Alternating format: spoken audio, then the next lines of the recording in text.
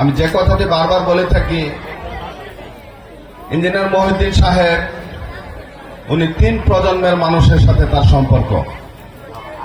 যেমনটি সম্পর্ক ছিল আমার বাবার সাথে, সম্পর্ক হয়েছে আমার সাথে, এবং আমার যে সন্তান তার সাথে ওনার সম্পর্ক। এই যে প্রজন্মের পর প্রজন্মের অনুষ্ঠানে সম্মানিত বরেণ্য অতিথি বীর মুক্তিযোদ্ধা সরকার জনাব মাহমুদুল হাসান উজ্জ্বল মহোদয়কে। বিসমিল্লাহির রহমানির রহিম। সকলকে নববর্ষের শুভেচ্ছা। আজকের এই বনবাস সোপান যাত্রাপালার সম্মানিত সভাপতি নয়ন কাচিনী আওয়ামী লীগের বিপ্লবী সাধারণ সম্পাদক, আমার শ্রদ্ধেয় কারা নির্যাতিত নেতা জনাব আব্দুল হালিম বিয়ে সাহেব মঞ্চে উপস্থিত হবেন অল্প কিছুক্ষণের মধ্যেই।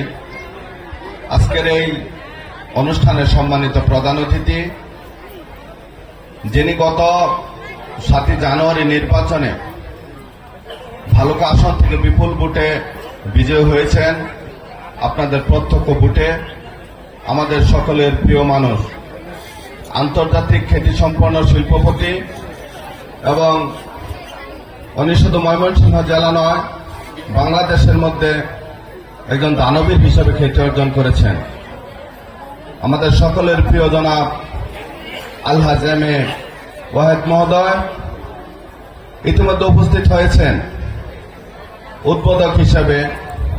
আমি যে কথাটি বারবার বলে থাকি, ইঞ্জিনিয়ার মহিউদ্দিন সাহেব উনি 3 প্রজন্মের মানুষের সাথে তার সম্পর্ক। যেমনটি সম্পর্ক ছিল আমার বাবার সাথে, সম্পর্ক হয়েছে আমার সাথে, এবং আমার যে সন্তান তার সাথে ওনার সম্পর্ক।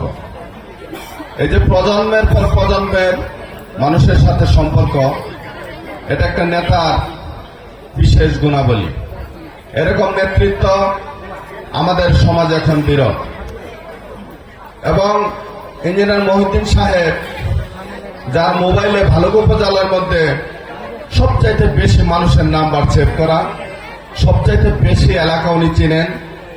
প্রত্যেকটা চাষটলে কমপক্ষে 10, 20 বা 50 বার গিয়েছেন, এবং প্রত্যেকটা চাষটলের যিনি মালিক তাদের নাম উনি জানেন।